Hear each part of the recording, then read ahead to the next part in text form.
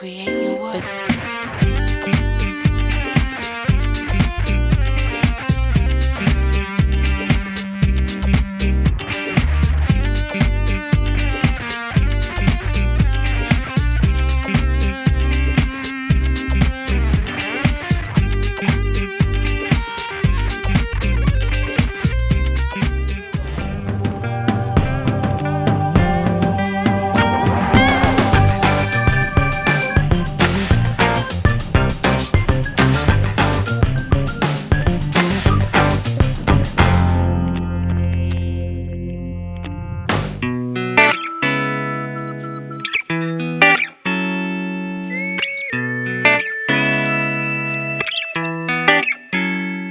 This is Uptown artist and EFA Lubbock Prepper staff and intern pop-up exhibition.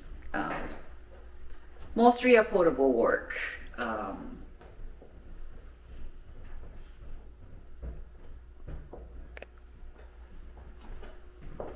What kind of students? Oh, sure. What kind of work? You have students that do this work? It's not a student work. It's a professional artist work. Okay. But mostly new to Children's Art Carnival, we wanted to invite as many different artists as possible to expand our community. Their family and friends will come, they get to know about this place, and so that's the concept behind it. It's a little spontaneous, but it worked out perfectly. I'm really, really happy with how this overall show looked. Hello, my name is Danielle Williams, and I'm the founder of Simone's Boutique. And Simone's Boutique started many, many years ago, probably around 2009, 2010, in the Bay Area of California. And it started out of heartbreak. It's not out of heartbreak now. You know, when you go through a breakup and you need a hobby. So that's how I started beading. And then I was a student at UC Berkeley, and we would go to the Martin Luther King flea market, and they would have African jewelry. And it was so beautiful, and I was buying it all up. So I figured, why not just make it myself? So that's how I got started. I moved to Sacramento, and I met a mentor. I call her my beading fairy godmother, who taught me how to bead. And I started selling in 2012. So the heart and soul of what I do is really about just celebrating our African heritage through jewelry, so that we can be proud and that we can represent our culture in multiple spaces. So I have jewelry that I say you can wear it to the protest, you can wear it on a date, you can also wear it in the boardroom. So I just want to create versatile jewelry that people can wear at any time to represent and celebrate their culture. And so the beads that I use African trade beads and semi-precious gemstones. Another facet of West African jewelry is using symbols. And these symbols, I use a lot of ancient Adinkra symbols from the Akan people of West Africa. These ancient symbols have a variety of meaning that resonates with my customers. And so, I look at beading as a form of ministry. It communicates something. The beads and the symbols resonate with customers, and they will wear it to empower themselves. So I just want to show you a few of these symbols. These are the Adinkra symbol meanings. I use a lot of Duafe, is very, very popular. Sankofa is popular. And then Denkyem is one of my personal favorites. It's the symbol of adaptability. Sankofa is looking back from where you came from, so you can determine where you're going, and I think that's a core value of our people. And so I, utilize these ancient symbols in various designs like this. And you could see this is a Sankofa. This one here, Gaye Nyame. It's up here and up here. very, very popular. It means the supremacy of God. God is omnipotent. God is omnipresent. And as you can see, we have the Duafe, which represents femininity and beauty. And of course, I put this on a masculine necklace because I also, whether it's masculinity, femininity, in order for us to be healthy human beings, we need a balance of both. And so I wanted to give the masculine look the opportunity to represent for the feminine as well. So this is my collection. So the website for Etsy is www.simonesboutique.etsy.com. You can also find me on Instagram, where I post a lot on my stories. So you want to follow me there to keep in touch. And my name is SB Afro Jewels with a Z. So that is SBAFROJEWELZ on Instagram. Hi, my name is Audrey Anderson, and I am half of Serena and Len. This is a company started by myself and my sister Adrian. Adrian and I were trained by my father, who was a master tailor here in Harlem. All of our siblings had to learn how to sew at a young age, and had to make all of our clothing once we were old enough to man a sewing machine. So that is where our background comes from in designing and clothing construction. We started this line in right before the pandemic, actually. At that point, we were making just skirts. And then the pandemic came, and then we said, well, what are we going to do with this fabric? So we started making face masks and donating them to area hospitals. And and then we started selling them to make money to buy more fabric, to make more masks. So we did that. And then we said, well, let's create a line, and make it affordable to the community. So I'd sit around and we thought about designs and things, and actually clothing that fits the average person. We like to make a one size fits many rather than small, medium, large, although we do have small, medium, large in some items. So we have a stoop sale. We call it upscale stoop sale. And we host it outside of our brownstone, which is like around the corner. My father bought the brownstone in 1963, and in 1981 he opened a tailoring school, and he trained many, many people in the community on how to sew, and so we just wanted to continue his legacy, actually. And we kept the school going after his passing. However, with the pandemic, then we had to close the school. And we found that, this is a way of continuing his legacy. We continue to sew every day. We sew on his machines, his industrial machines, and we think about him every day. And I'm not going to leave out my mom, because she was a fantastic seamstress as well. And so between the both of them, they went to high school together and learned back in Charleston. And so between the both of them, we developed this line and our technique. Okay. And where can people find your stuff? You can find us on Instagram at Manhattanville Tailors. Mm-hmm. And you can also contact us via email at manhattanvilletailors@gmail.com. Mm-hmm. And as I said before, we have our upscale stoop sale, and which we notify everyone when we're going to be outside. Okay, great. So we got to find out when your upscale stoop sale. Yes. Okay, say that 3 times fast. I know. Okay, so that's usually in the summertime. In spring, summer. Sometimes it goes into, it all depends on the weather. Okay. Mm-hmm. Yeah, sometimes you have warm winters. Yeah, last year we went into mid-November. Okay. This year was a lot of rain this summer. It's just a lot of rain. And we also, we rep other lines as well, so we travel a lot. Okay. Yeah. Oh, where do you travel to? The Mid-Atlantic all the way up to New England. We do trade shows. Lovely, lovely. All right, thank you so much. Thank you so much.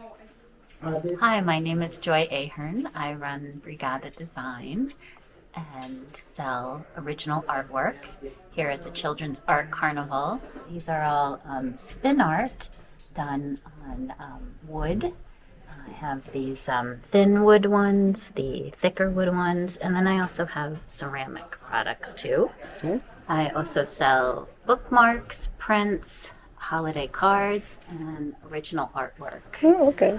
My Instagram handle is brigadadesigns.nyc, and I have an Etsy shop called Brigada Designs.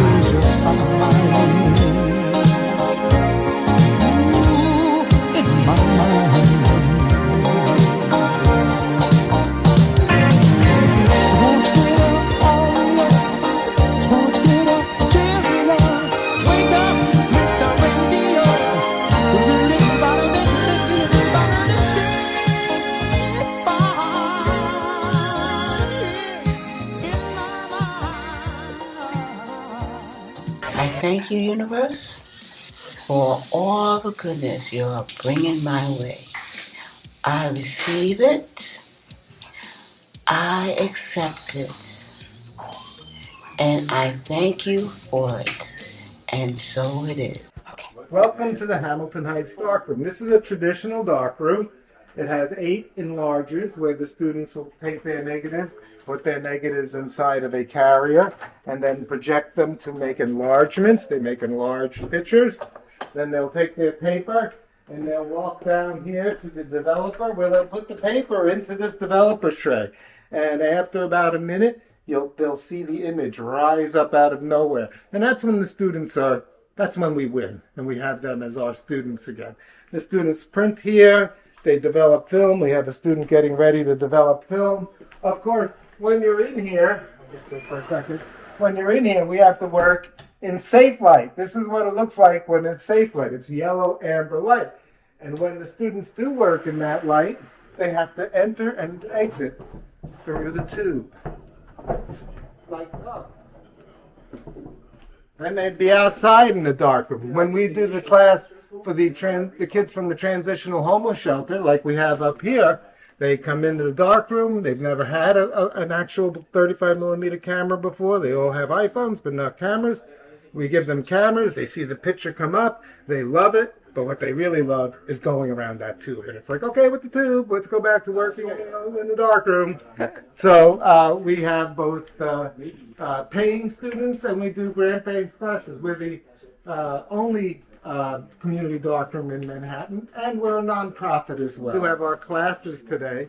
So in addition to the art sale, we're also running our classes. And over here you can see we have this wall with all old-fashioned cut-out pieces of newspaper of photographers that people might have forgotten about or should know about. So this is part of the analog way that we keep teaching. Underneath we have a little library. We have traditional great photo criticism through the criticism from my youth to Teju Cole, who's today's great critic. Looking at it, so we try to mimic or a Nikon, a little art school in these 2 classrooms.